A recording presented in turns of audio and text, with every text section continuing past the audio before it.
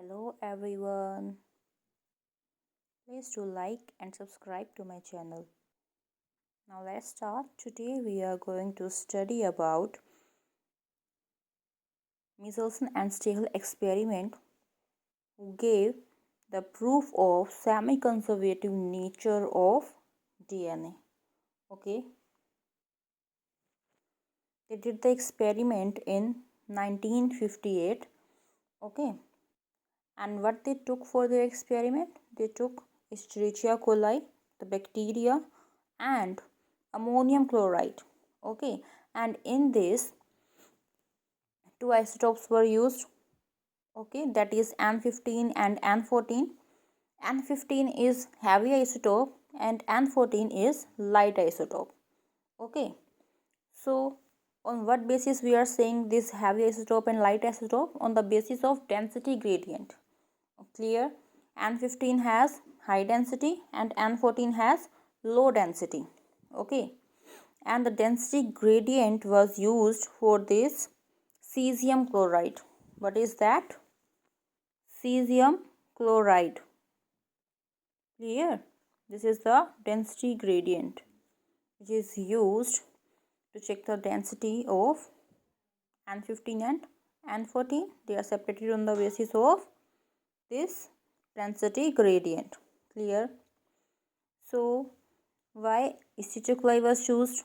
Because जो Escherichia coli होता है, E. coli bacteria, it replicates in 18 minutes. It replicates in 18 minutes and the cell divides by mitosis in 2 minutes. So basically it takes time for its cell cycle to complete is 20 minutes. How much time taken? 20 minutes. Clear? किसी किसी जगह पे आपको 18 minutes भी देखने को मिल सकता है. ठीक है, तो वो टाइम किस चीज़ का होता है? डीएनए रेप्लिकेशन का.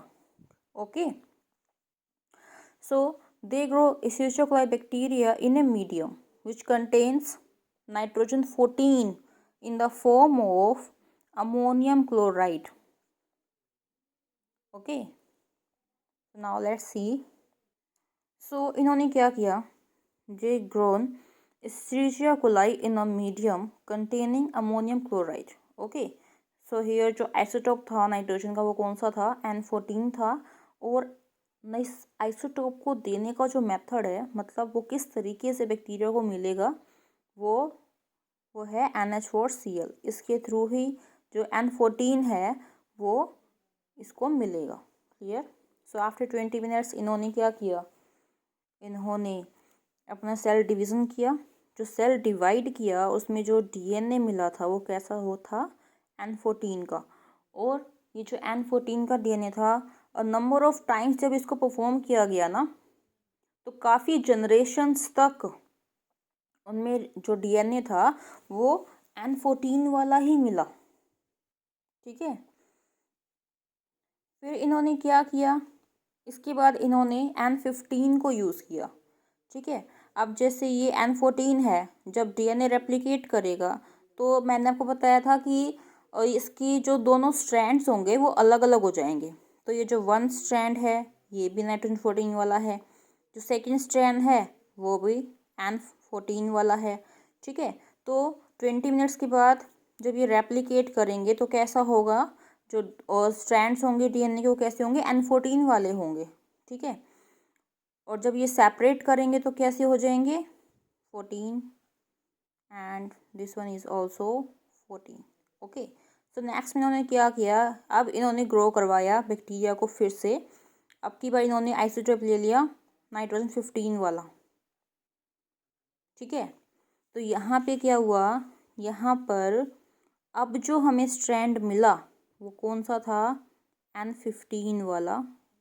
ठीक है, इस एक स्ट्रैंड जो था 14 का था, दूसरा जो था 15 का था.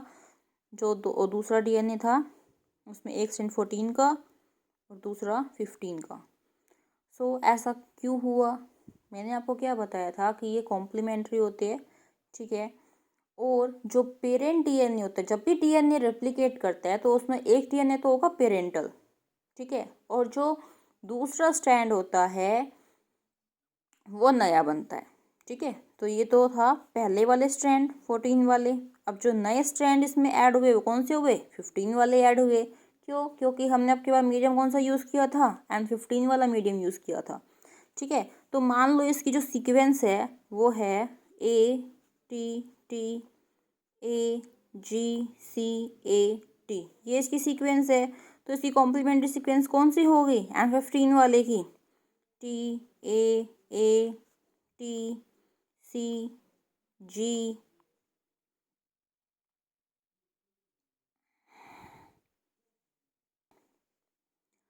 तो यहाँ पे नेक्स्ट क्या है? CC है, ये C, इसका G, then G, then T। ठीक है, सो इस तरह की यहाँ पे सीक्वेंस हो जाएगी, इसी तरह से इसमें बनेगा। ओके, तो यहाँ पे हमें क्या देखने को मिल रहा है? जो DNA है वो कैसा है? हाइब्रिड है। कैसा है? Hybrid. It's a hybrid of N14 and N15, right. तो यहाँ ये हाइब्रिड बन गया। अब 20 मिनट्स के बाद फिर से DNA रेप्लिकेशन होगा। ठीक है, तो जो स्ट्रैंड्स होंगे वो कैसे अलग होंगे? 14 वाला यहाँ आ गया, 15 का यहाँ आ गया, देन 14 का यहाँ, देन 15 वाला यहाँ आ गया। ठीक है, यहाँ पर हम मीडियम कौन सा यूज़ कर रहे हैं? N15 वाला यूज़ कर रहे हैं। ठीक है, तो ये 20 मिनट्स के बाद हुआ है, तो बेसिकली हम इसको बोल सकते हैं आफ्टर 40 मिनट्स क्या होगा? यहाँ पर क्या है? यहाँ पर N15 वाला आएगा स्ट्रैंड, फिर इस पर जो स्ट्रैंड बनेगा वो भी 15 वाला आएगा, फिर इस पे जो स्ट्रैंड बनेगा वो भी 15 वाला आएगा, इस पे जो स्ट्रैंड बनेगा वो भी 15 वाला बनेगा। क्यों होगा ऐसा? क्योंकि यहाँ पे हमने मीडियम N15 का यूज़ किया है। ठीक है, यहाँ पे क्या यूज़ हो रहा है? जो आइसोटोप लिया है हमने वो N15 वाला है। ठीक है, ये समझ में आया यहाँ तक?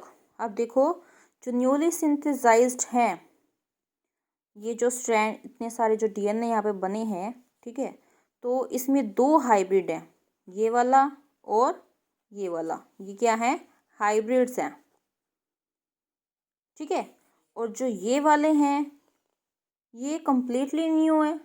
ठीक है, तो अब जब इनका पैटर्न स्टडी किया जाएगा ना इन सब का, तो कैसे होगा बच्चों? देखो, यहाँ पे जब पैटर्न स्टडी किया जाएगा तो ये मिलेगा पेरिफेरी पे, ये मिलेगा पेरिफेरी पे मिलेगा। ठीक है, फिर जब इसका पैटर्न स्टडी किया जाएगा तो ये कहाँ मिलेगा? क्योंकि ये हाइब्रिड है तो ये मिलेगा सेंटर में। कहाँ मिलेगा? ये सेंटर में मिलेगा। अब यहाँ पे तो 2 तरह के आ रहे हैं, एक तो हाइब्रिड है, ठीक है, और एक N15 वाला है। तो ये कैसे मिलेगा? देखो, ये यहाँ बीच में भी मिलेगा, ठीक है, और यहाँ इस एंड पर भी मिलेगा। 14 वाला तो लेफ्ट साइड था, 15 वाला कहाँ मिलेगा? राइट साइड पे मिलेगा। ठीक है, तो जो फ्रांसिस क्रिक था ना, उसने ऑलरेडी एक्सप्लेन कर दिया था अपने मॉडल में, जो उसने मॉडल दिया था DNA का, जो कि डबल हेलिकल स्ट्रक्चर था। ठीक है, कि जो DNA है वो सेमी कंजर्वेटिवली रेप्लिकेट करता है, but the experimental proof was given by Michelson and Stahel in 1958। कौन सी ईयर में दिया था? 1958 में दिया था। ठीक है, अब एक दूसरा साइंटिस्ट था जिसका नाम था टेलर, नाम लिख देती हूँ मैं यहाँ पे, Taylor. Okay, he also tried to prove semi conservative nature of DNA, so he took Vicia faba. Okay, Vicia faba, और these are the faba beans. क्या लिया था उसने? विशिया फाबा। ओके, ये हैं क्या? These are the faba beans and radio active thymine, thymidine बोल सकते हैं आप इसको, रेडियो एक्टिव थाइमिडीन। ठीक है, ये यूज़ किया था उसने। क्लियर बच्चों यहाँ तक? If you have any doubts you can clarify. Okay, thank you.